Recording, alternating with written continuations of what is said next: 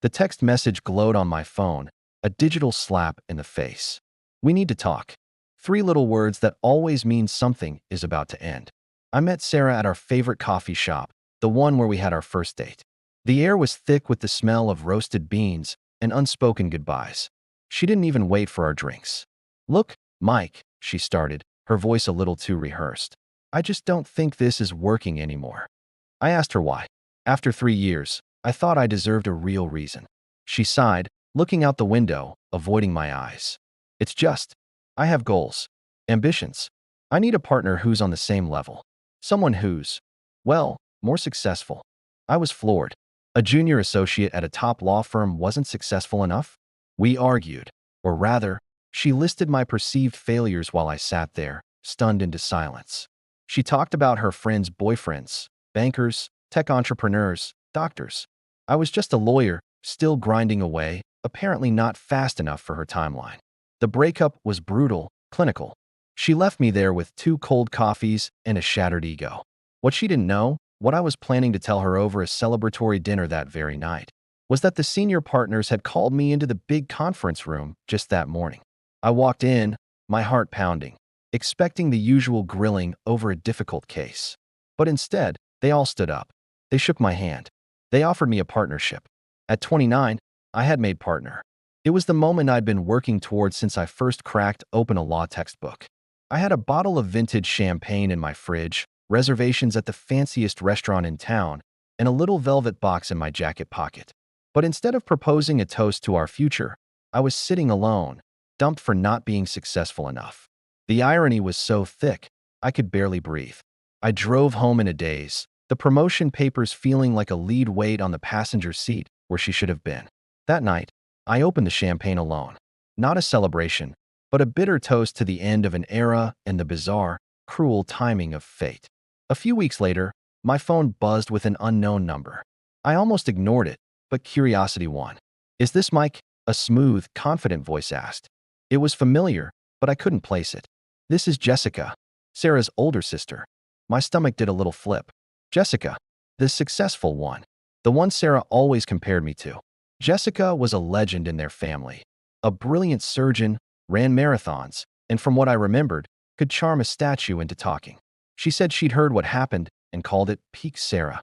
She apologized for her sister's behavior and then, to my complete surprise, asked if I was free for a drink. She said she was in my neighborhood for a conference and wanted to buy the wronged man a beer. I was hesitant.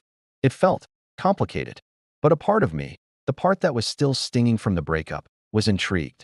I agreed to meet her at a quiet bar downtown.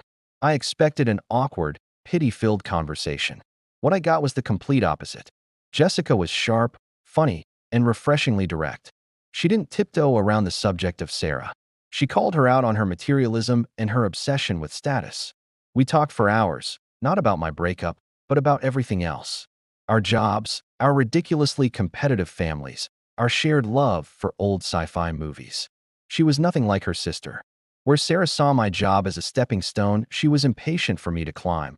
Jessica was genuinely interested in the intricacies of corporate law. She saw the passion, not just the paycheck. I found myself telling her about making partner, something I hadn't told anyone outside of my family. She didn't gasp or get wide-eyed about the money. Instead, she raised her glass and said, "To the hustle. They never see the work, only the results." For the first time in weeks, I felt seen. That one drink turned into dinner.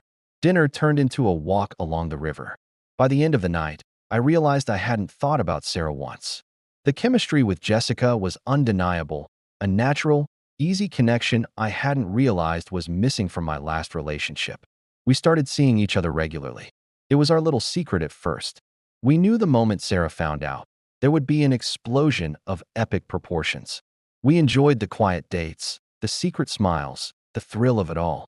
Jessica was a breath of fresh air. She challenged me intellectually and made me laugh until my sides hurt. She was successful, yes, but she didn't wear it like a badge of honor. It was just a part of who she was. Being with her wasn't about status. It was about partnership in the truest sense of the word. The inevitable finally happened at a family gathering, a cousin's wedding.